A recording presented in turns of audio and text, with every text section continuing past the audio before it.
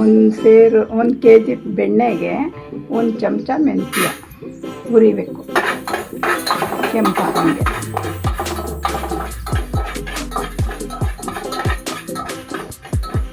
ಕಮ್ಮಿ ಉರಿಲಿ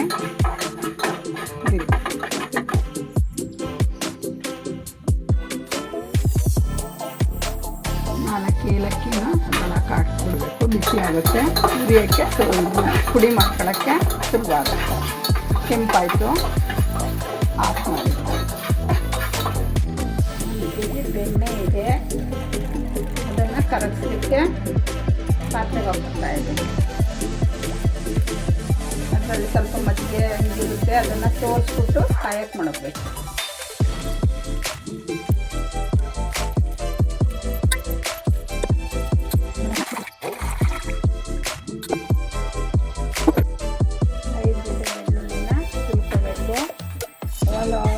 ಒಂದು ಕಾಲು ಚಮಚ ಸಾಲ್ಟ್ ಹಾಕಿದ್ದೀನಿ, 3/4 ಚಮಚ ಅರಿಶಿನ ಪುಡಿ ಹಾಕ್ಕೊಂಡಿದ್ದೀನಿ, 2 ಎಲೆ ಲಾಸ್ಟ್ಗೆ ಹಾಕೋಕ್ಕೆ ಮಾಡ್ಕೊಂಡಿದ್ದೀನಿ.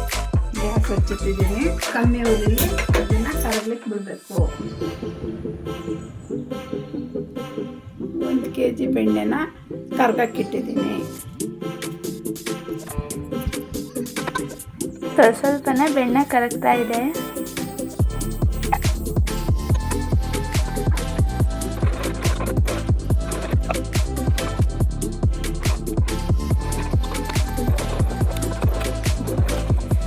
ಒಂದು 10 ನಿಮಿಷ ಆಯಿತು ಅದು ಬೆಣ್ಣೆ ಕರಗೋದು. ಈಗ ಒಂದು ಅರ್ಧ ಚಮಚ ಅರಿಶಿನ ಪುಡಿ, 3/4 ಚಮಚ ಉಪ್ಪನ್ನು ಹಾಕ್ತಾಯಿದ್ದೀನಿ.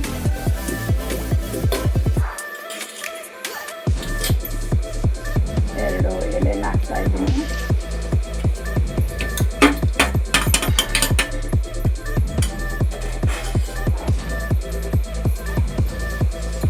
ಜಜ್ಜಿಟ್ಕೊಂಡಿರೋ ಬೆಳ್ಳುಳ್ಳಿ, ಮೆಂತ್ಯ ಎಲ್ಲದನ್ನು ಹಾಕ್ತಾಯಿದ್ದೀನಿ.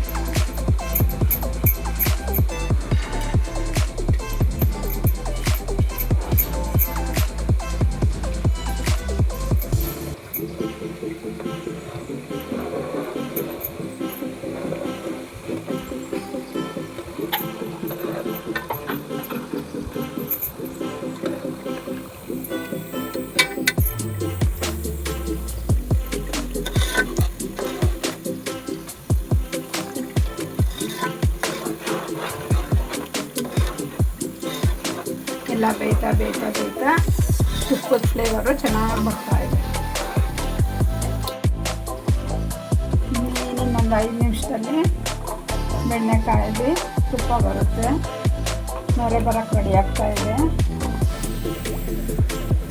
ಲಾಸ್ಟಲ್ಲಿ ಉಪ್ಪು ಬರೋಕ್ಕೆ ರೆಡಿ ಆದರೆ